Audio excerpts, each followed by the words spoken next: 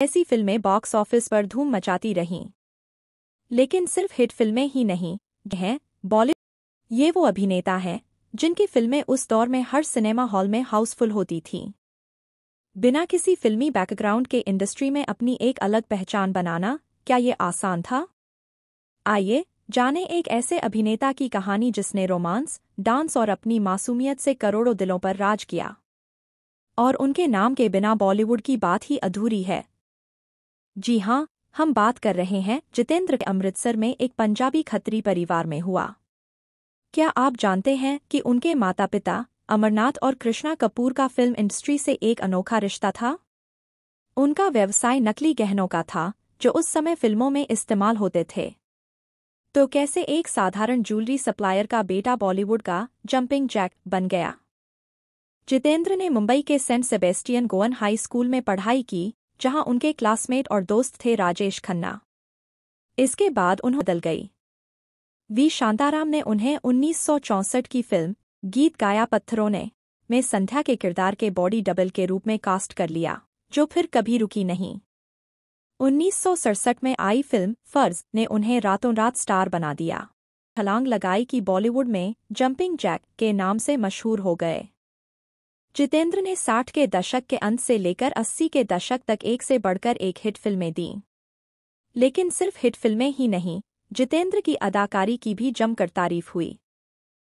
परिचय जोग जैसी फिल्मों में उनके बेहतरीन अभिनय ने उन्हें एक सशक्त अभिनेता के रूप में स्थापित किया। आज जितेंद्र सिर्फ एक अभिनेता ही नहीं, बल्कि बालाजी टेलीफिल्म्स और बालाजी मोशन पिक्चर्स के चेयरमैन भी हैं, जो उनके जीवन के दूसरे अध्याय को दर्शाता है। 1972 से 1973 का दौर जितेंद्र के लिए मानो काले बादलों से घिरा हुआ था। उनकी कुछ बड़ी फिल्में जैसे एक हसीना दो दीवाने, यार मेरा पर धराशायी हो गईं। ऐसा लगने लगा था कि जितेंद्र का सितारा अब डूबने वाला है। लेकिन असली सितारे की चमक विपरीत हालात में ही दिखाई देती है, और जितेंद्र ने हार नहीं मानी। इस कठिन समय में भाई हो तो ऐसा और जैसे को तैसा जैसी फिल्मों ने उन्हें थोड़ी राहत दी। और गुलजार की परिचय में उनकी अदाकारी ने सबको हैरान कर दिया।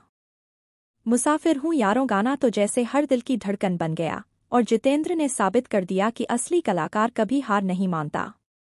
1974 में आई बिदाई ने जितेंद्र की किस्मत में जैसे चार चांद लगा दिए। लीना चंदावरकर के साथ उनकी जोड़ी ने स्क्रीन पर धमाल मचा दिया, और यह फिल्म साल की सबसे बड़ी हिट फिल्मों में से एक बनी। इसके बाद खुशबू जैसी फिल्मों में भी जितेंद्र ने रोमांस को नई परिभाषा दी और दर्शकों के दिलों में गहरी छाप छोड़ी, में हलचल मचा दी। धर्मेंद्र, जीनत अमान और नीतू सिंह के साथ जितेंद्र की अदाकारी का जादू ऐसा चला कि इस फिल्म ने भारत ही नहीं बल्कि यूके में भी रिकॉर्ड तोड़ सफलता हासिल की। सोवियत यूनियन में तो इस फिल्म ने 32 मिलियन से ज्यादा टिकट्स बेचीं। जितेंद्र को अब बॉलीवुड का असली राजा कहा जाने लगा।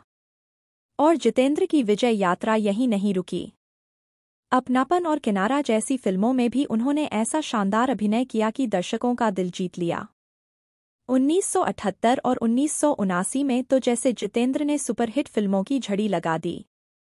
स्वर्ग नरक और खानदान जैसी फिल्मों की सफलता ने जितेंद्र को बॉलीवुड का बेताज बादशाह बना दिया। 70 के दशक के अंत तक जितेंद्र न सिर्फ एक अदाकार बल्कि एक लेजेंड बन चुके थे, और उनकी स्टारडम की चमक कभी मद्धम नहीं पड़ने वाली थी। 1980 का दशक जितेंद्र के लिए मानो सुनहरे सपनों से भरा हुआ था। इस समय जितेंद्र का करियर अपने शिखर पर था, और बॉक्स ऑफिस पर वह सफलता की ऐसी इबारत लिख रहे थे जिसे हर कोई देखने के लिए बेताब था। साल 1980 में जितेंद्र की पहली फिल्म आशा ने जबरदस्त धूम मचा दी, और यह उनकी अब तक की सबसे बड़ी सोलो, जिसे लक्ष्मीकांत प्यारेलाल ने कंपोज किया था, उस दौर में जैसे हर किसी की जुबान पर चढ़ गया। फिल्म के गाने चार्टबस्टर थे और इस दशक की सबसे ज्यादा बिकने वाली एल्बम्स में से एक बन गए। जिसमें जितेंद्र ने धर्मेंद्र, विनोद खन्ना, हेमा मालिनी और परवीन बाबी जैसे सितारों के साथ स्क्रीन साझा की। हालांकि फिल्म ने औसत कमाई की, लेकिन इसकी बेहतरीन एक्शन सीक्वेंस और कलाकारों की अदाकारी ने इसे सजना जैसी हिट फिल्मों की तिकड़ी, जिसने साबित कर दिया कि जितेंद्र का स्टारडम। 1981 में मेरी आवाज सुनो जैसी धमाकेदार ब्लॉकबस्टर आई, जो कन्नड़ फिल्म अंथा की रीमेक थी। इस फिल्म ने जितेंद्र की एक्टिंग को एक नए मुकाम पर पहुंचा दिया। और एक ही भूल जैसी सुपरहिट फिल्म ने तो दर्शकों को जितेंद्र का दीवाना बना। 1983 में हिम्मतवाला आई। इस फिल्म ने सिर्फ जितेंद्र को ही नहीं बल्कि श्रीदेवी को भी रातों रात सुपरस्टार बना दिया। नैनो में सपना और ताकी ओ ताकी जैसे गानों ने तो लोगों के दिलों को जीत लिया। फिल्म ब्लॉकबस्टर रही और जितेंद्र श्रीदेवी की जोड़ी ने बॉलीवुड की सबसे हिट जोड़ियों में अपना नाम दर्ज करवा लिया। इसके बाद एक हिट फिल्मों का सिलसिला जारी रहा। मवारिस चौधरी और जानी दो तोहफा ने जितेंद्र की पॉपुलैरिटी को एक और ऊंचाई पर पहुंचा दिया। इस फिल्म ने न सिर्फ साल की सबसे बड़ी ब्लॉकबस्टर बनने का खिताब जीता बल्कि जितेंद्र को सुपरस्टारडम के आसमान पर सबसे ऊंचे पायदान पर पहुंचा दिया। 1985 और 1986 भी जितेंद्र के लिए कमाल के रहे। मकसद, कैदी, हकीकत और पाताल भैरवी जैसी फिल्मों की सफलता ने उनकी स्टारडम को और भी मजबूत कर दिया।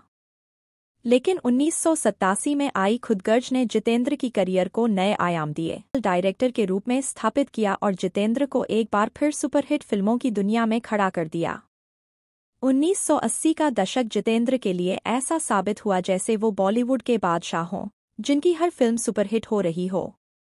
और 90 के दशक तक आते आते जितेंद्र ने एक स्टार से कहीं बढ़कर एक लीजेंड की पहचान हासिल कर ली थी।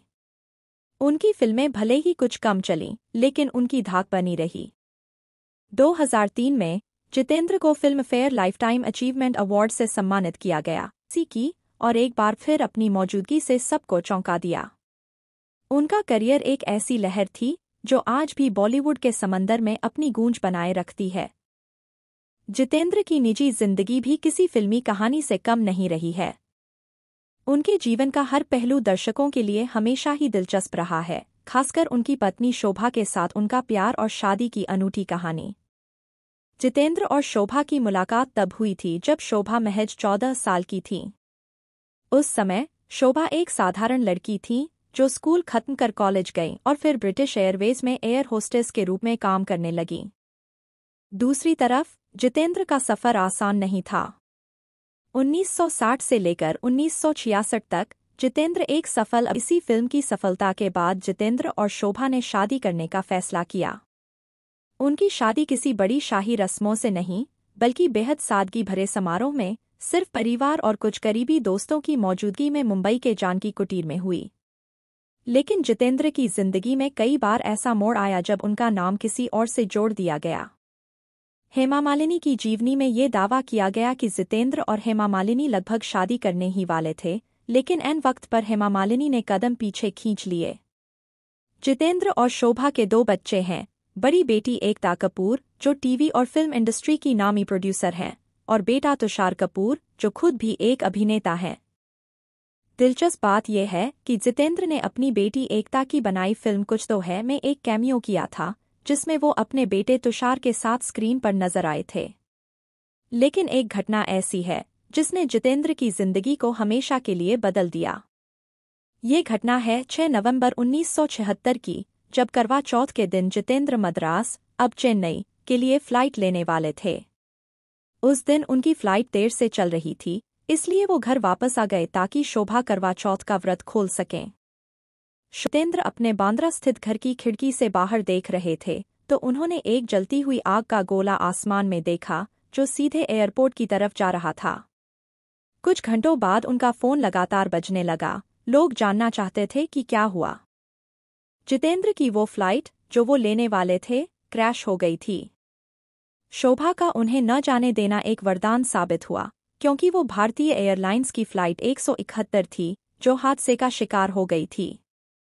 जितेंद्र के लिए यह घटना किसी चमत्कार से कम नहीं थी और उन्होंने इसे अपनी पत्नी शोभा की दूरदर्शिता और उनके प्यार का सबसे बड़ा उदाहरण माना। शायद यही वजह है कि जितेंद्र और शोभा का रिश्ता आज भी उतना ही मजबूत और प्यारा है जितना उन दिनों था। तो अब चलिए दोस्तों, अब हम इस वीडियो को यहाँ समाप्त करते हैं। उम्मीद है आपको यह वीडियो पसंद आई होगी। वीडियो पसंद आई है तो वीडियो को लाइक करें, शेयर करें और आपके अपने चैनल फ्लैश टीवी इंडिया को सब्सक्राइब करना न भूलें। धन्यवाद।